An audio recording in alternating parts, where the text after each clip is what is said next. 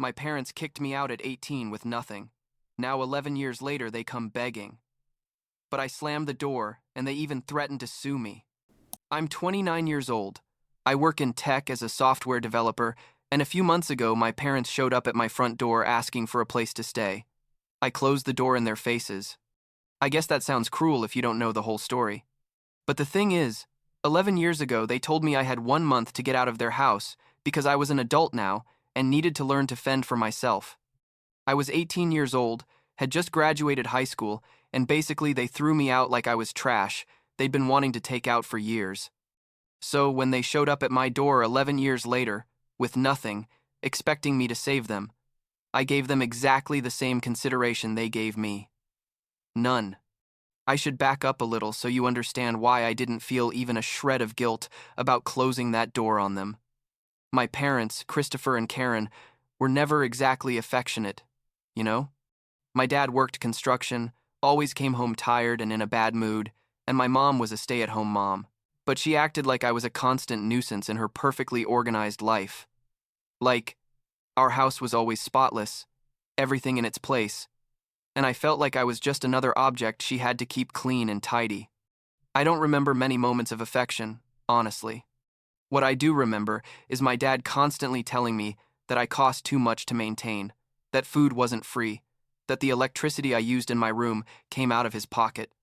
From like 14 years old, he made it very clear that the day I turned 18, he expected me to contribute or leave. I thought he was exaggerating, that that's just how dads were, right? Trying to teach you responsibility and stuff. Turns out he was completely serious. The day of my high school graduation was a Friday. I remember getting home around 9 at night, still wearing my graduation gown because I'd gone to a party with some classmates. Nothing crazy, just pizza and video games at a friend's house. I walked through the door, and my parents were sitting in the living room, both of them on the couch, with that expression that says, they've been waiting for you to have a serious conversation. My dad turned off the TV and told me, sit down, Skylar, we need to talk. I sat in the single armchair, still not taking off the gown, and he just let it out. Well, you're officially an adult now, so you have 1 month to find a job and a place to live. It wasn't a suggestion. It wasn't like, hey, you should start thinking about your future. It was literally, you have 30 days to get out of this house. I sat there trying to process what I'd just heard. My mom just stared at the floor, fidgeting with her hands, not saying anything. I asked my dad if he was serious, and he looked at me like I'd asked him something stupid. Completely serious, he told me. You've lived here for free for 18 years. It's time you learned how the real world works. I tried to reason with him, told him I'd applied to college, that I was waiting for responses about financial aid, that I needed time to plan things out. He interrupted me and said, you should have planned this earlier. College is your problem now, not mine. And that was it. Conversation over. He got up, turned the TV back on, and acted like he hadn't just completely changed my life. The next 30 days were a nightmare. I'm not gonna lie. I had some money saved from odd jobs, like $800, which sounds good until you realize you need a deposit, first month's rent, and still need to eat after that. I applied to every job I could find, anything that paid minimum wage, and finally got a position at a grocery store about 20 minutes away by bus. They paid $7.25 an hour, which was basically nothing, but it was the only thing I'd gotten. I found a studio in the ugliest part of town, $450 a month. And when I say ugly, I mean there were cockroaches on the walls, the bathroom had black mold, and I could hear the neighbors fighting at 3 inches the morning. But it was the only thing I could afford that didn't require credit history or elaborate proof of income. The day I left, my dad helped me load my stuff into his truck. And when I say my stuff, I mean 2 suitcases of clothes, my old laptop that I'd bought used in high school, and a box with some random stuff like my books and some trophies from when I played soccer as a kid. They didn't let me take the furniture from my room, didn't give me plates or pans or anything for the kitchen, nothing. My mom came out when we were loading the truck, gave me a quick hug, like those awkward hugs you give at weddings to relatives you don't know, and told me, take care, Skylar, stay in touch. I couldn't even respond because my dad was already starting the truck. He drove me to my new studio, helped me bring the stuff up, and then he left. He didn't give me extra money, didn't offer help if I needed it, just goodbye, good luck, and that was it. 18 years living with them, and just like that, they disappeared from my life. The first few months in that place were brutal. I worked 8-hour shifts at the store, sometimes more if there were extra hours available, and I earned barely enough to pay rent, the bus, and food. I ate a lot of instant pasta, rice, canned beans, stuff that cost pennies per serving. I didn't have furniture beyond an air mattress I bought at Walmart for $30, a folding plastic table I found in someone's trash, and a chair I also rescued from the street. My apartment was depressing, honestly. The walls were dirty beige, the carpet had stains. I preferred not to investigate what they were from, and in winter it was so cold I slept with 3 blankets and my jacket on. I didn't have heating because I couldn't afford the extra electricity. I showered quickly with barely warm water because the water heater was half broken and the building owner wasn't going to fix it. But the thing is, and I know this sounds weird, there was something liberating about all that. Like, yeah, I was living, in horrible conditions, working a shit job for almost no money, but it was mine, you know what I mean? Nobody was telling me I was using too much electricity. Nobody was making me feel like I was a burden. Nobody was counting every dollar I spent on food. And for the first time in my life, I didn't have to listen to my dad complaining about how much it cost to keep me. And that gave me a determination I didn't know I had. I decided I was going to make it, that I was going to succeed, not to prove anything to my parents, but to prove to myself that I could do it. About 3 months after I'd moved, I got a second job at a fast food restaurant, night shifts on Fridays and Saturdays. I slept like 4 or 5 hours a night. I was exhausted all the time, but I needed the extra money. I saved every penny I could for 6 months until I had enough to enroll in community college classes. I started with 2 classes, college algebra and English composition, because that was all I could handle with 2 jobs. Classes were at night, from 6 to 9, and many times I'd arrive straight from my shift at the store smelling like sweat and still in my uniform. I'd sit in the back of the room and try not to fall asleep. Some professors noticed my situation, I think, because one of them, the math professor, let me stay after class if I needed extra help. And another one got me information about scholarships and financial aid that I didn't know existed. I spent 2 years like that, working 2 jobs and taking 2 or 3 classes per semester. I lived in that same horrible studio the whole time because I couldn't afford to move to something better. At 20 years old, I completed my associate's degree in computer science. I smiled like an idiot the day I received that diploma, just me alone in my apartment, because it was the first thing I'd accomplished completely on my own. Nobody had helped me, nobody had paid for anything. I had done it. I applied to transfer to the state university, got some financial aid and student loans, and somehow they accepted me. The problem was, the university was like 40 minutes away by bus, and I needed to move closer to campus because I couldn't keep my current jobs with that schedule. I found a 1-bedroom apartment near the university, $650 a month, which was more than I was paying, but the place was so much better. It had a bathroom that worked properly, heating that actually heated, and the walls were clean white with no stains or mold. I felt like I'd moved into a luxury hotel, honestly. I got a job on campus at the library. They paid $10 an hour, and I also worked weekends at a coffee shop near the university. It was still exhausting, but it wasn't as brutal as before. I could eat better, buy new clothes when I needed them, even had a little money to go out occasionally with classmates. It wasn't a glamorous life, but it was stable, and that was more than I'd had in a long time. During those years, like from 18 to 24, my parents basically didn't exist in my life. My Aunt Monica, my mom's sister, would text me once in a while asking how I was, and I'd respond briefly like, "All good, Aunt. Thanks for asking." She knew what had happened, knew my parents had thrown me out, and I think she didn't agree with that decision, but never said anything directly. My parents never called me, never texted me, never asked if I was even alive. It was like I'd ceased to exist for them the moment I left their house. And honestly, I erased them from my mind too. I didn't have time or emotional energy to be angry at them or miss them or whatever. I was too busy trying to survive and build something for myself. I graduated from college at 24 with a degree in computer science and like $40,000 in student loan debt. Sounds like a lot, but compared to what other people owed, I felt like I was okay. The important thing is, I had a real degree and programming experience from the projects I'd done in class. I started applying for jobs before graduating and got several interviews.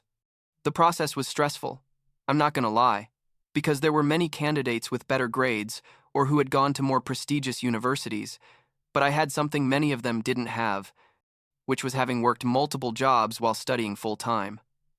Employers saw that and liked it. It showed them I knew how to work hard and handle pressure.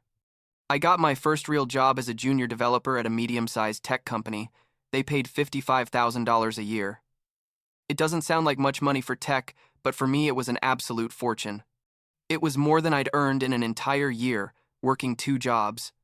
I cried when I got the offer, literally cried, sitting in my car in the parking lot after the final interview. I called my Aunt Monica and told her, and she was so happy for me she started crying too. She asked me if I was going to tell my parents, and I just said, "No, Aunt. They're not part of my life." She sighed and said, "I understand, Skylar. Just take care of yourself." The job was amazing. I worked with smart people, was learning new things all the time, and for the first time in my life I had health insurance, paid vacation, and a retirement plan. I felt like a real person, like a functional adult. I kept living in my 1-bedroom apartment for a couple more years because I wanted to save money aggressively. I paid extra on my student loans every month, saved for a house down payment, and for the first time in my life I had an emergency fund. At 26, I'd saved enough for the down payment on a small house in a quiet neighborhood, 2 bedrooms, 1.5 baths, nothing fancy, but it was mine. When I signed the papers at the notary's office, I could barely believe what was happening. 8 years earlier, I'd been living in a cockroach-infested studio, and now I owned a house. A real house with a yard and garage and everything. The next 2 years were probably the most peaceful of my life. I worked, hung out with friends, dated occasionally, though nothing serious, and slowly fixed up my house and made it feel like a home. I bought real furniture, not secondhand stuff or rescued from the trash, but new furniture I chose myself. I painted the walls, fixed up the yard, installed shelves in my office. Every little thing I did filled me with pride because it was mine. I had earned it. Nobody had given me anything. I didn't think much about my parents, honestly. Sometimes I wondered vaguely how they were doing, but never enough to look them up or contact them. To me, they were basically strangers who had been in my life a long time ago. Then came the call from my Aunt Monica that changed everything. It was a Tuesday night. I was watching a series on Netflix when my phone rang. I answered, and she sounded weird, nervous. She told me, "Skylar, I need to tell you something about your parents." I said, "Aunt, honestly, I'm not interested in hearing about them." And she said, "I know, but this is important. Just listen to me, for a minute." Basically, she told me that my dad had invested all his money in a business, with a friend, some kind of construction or renovation business.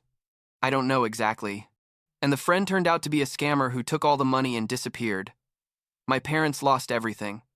Their savings, their house, everything.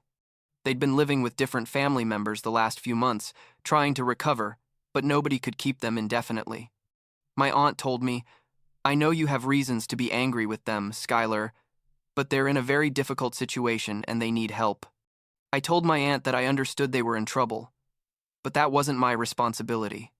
She tried to convince me, told me they were my family, that they were my parents no matter what had happened, that I had the means to help them now.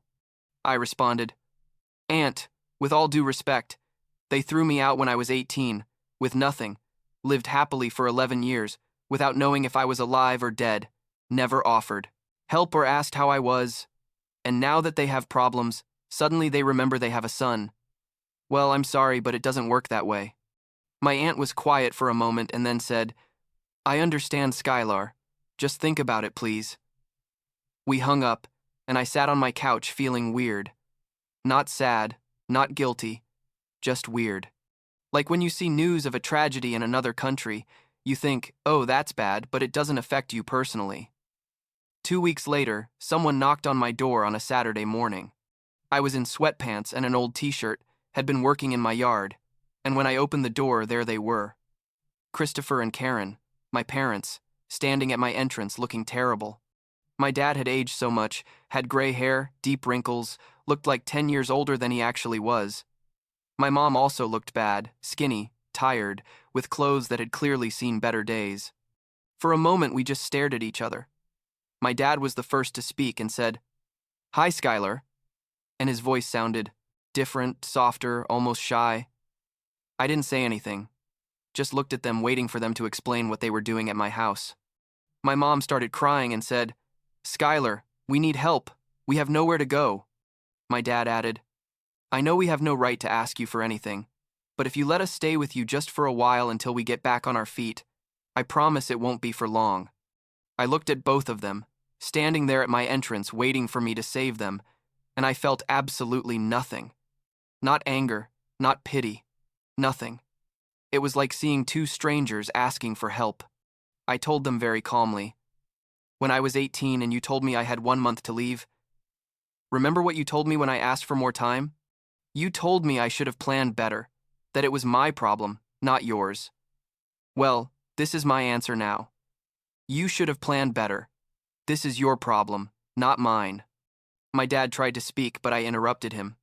I told him, "You lived 11 years without contacting me. Not one call, not one text, nothing. You didn't ask if I was alive, if I had food, if I had a place to sleep. You erased me from your lives the second I left your house. And now you show up here because you need something from me. The answer is no. You can leave." My mom was crying harder and said, "Please, Skylar, we're your parents." Literally closed the door in their faces. I heard my mom sobbing on the other side and my dad speaking softly, probably trying to calm her down.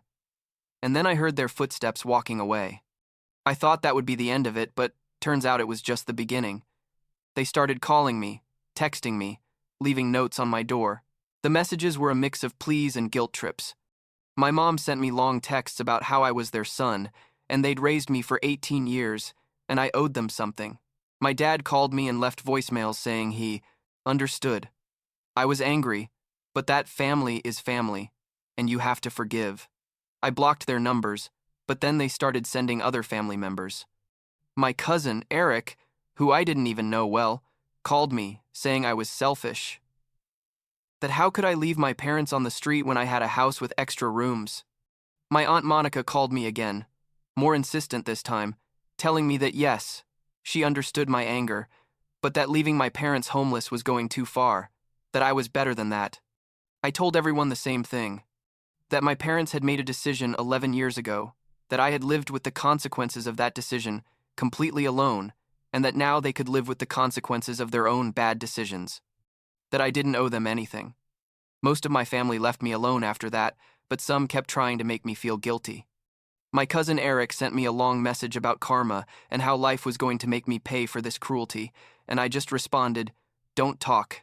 To me about karma, karma already came for them when they lost everything after treating me the way they treated me. Then something arrived that I honestly didn't expect. My parents sent me a legal letter. It wasn't a formal lawsuit yet, but it was basically a notification from their lawyer saying they were considering suing me under filial responsibility laws. Apparently, some states have laws that obligate adult children to provide for their parents if they're in extreme need. The letter said, I had a legal obligation to help them, and that if I didn't respond appropriately, they would proceed with legal action. I got angry when I read that. I'm not gonna lie. After everything that had happened, after throwing me out with nothing, now they wanted to use the law to force me to support them. It was absurd. I hired a lawyer, which was another thing that cost me money, but I needed to make sure they couldn't touch me legally. My lawyer reviewed everything, asked me questions about my relationship with my parents, about the circumstances in which I left their house, about whether they'd supported me in any way after 18. I told him everything, from the day they threw me out until now. He told me that in our state, filial responsibility laws technically exist but are extremely difficult to enforce, especially if you can demonstrate that the parents abandoned or mistreated the child. The fact that they'd kicked me out at 18 without support, that they hadn't had contact with me in 11 years, and that they only looked for me when they needed something worked completely in my favor. My lawyer sent a response to their lawyer, basically saying they had no case, that if they proceeded with a lawsuit, it would be dismissed immediately, and that we could counter-sue for harassment. My parents' lawyer responded a couple weeks later, saying that after reviewing the circumstances, they decided not to proceed with legal action. Basically, they realized they had no way to win and gave up. That was like 6 months ago. Since then, I haven't heard much from them directly. My Aunt Monica told me they were living in a temporary shelter, that my dad had gotten construction work again but was earning very little, that my mom had health problems but they didn't have insurance. She told me all this as if she expected me to soften and decide to help them. I didn't soften. About 2 months ago, I received a package in the mail. It had no return address, but I recognized my mom's handwriting on the label. For a moment, I thought about throwing it away without opening it, but curiosity won. Inside was an old photo, from when I was like 6 or 7 years old, the three of us together at some park or something. I was smiling with an ice cream in my hand. My dad was carrying me on his shoulders, and my mom was next to us also smiling. We looked like a normal, happy family. There was also a handwritten note from my mom. It said something like, "Skylar, we know we can't erase the past, and that we made terrible mistakes. We don't expect your forgiveness, but we wanted you to know that we regret having hurt you, and that we always loved you, even though we didn't show it well. That photo is from a happy day we want you to remember. We wish you the best. Mom and Dad." I read the note a couple times, looked at the photo, and honestly, I didn't feel much. I mean, I guess it was their way of apologizing without having to face me in person or admit specifically everything they did wrong. It was a vague and safe apology that didn't require them to really take responsibility. I put it in a drawer, and there it stays. I didn't respond, didn't contact them, nothing. Part of me wonders if I'm being too harsh, if I should at least give them a chance to explain themselves better or to rebuild some kind of relationship. But then I remember how I felt at 18 years old, alone, scared, living in that horrible apartment, working myself to exhaustion just to survive. And I remember that I didn't feel anything when they made me go through that. They were able to live peacefully knowing they'd abandoned me. So I can also live peacefully knowing they're facing the consequences of their decisions. My life now is good, honestly. I work at a better company. They promoted me to senior developer a few months ago with a good salary increase. I'm paying my student loans aggressively, should finish paying them off in a couple years. My house is cozy and it's exactly how I want it. I hang out with friends, travel a little when I can. I have hobbies. I don't have a traditional family, but I have people I care about and who care about me. People who were there when I really needed help, not like my parents who only showed up when they needed something from me. Some people in my extended family still think I'm cruel or selfish, but I don't care what they think anymore. They didn't live what I lived. They don't know what it feels like to be thrown out by your own parents when you're barely an adult.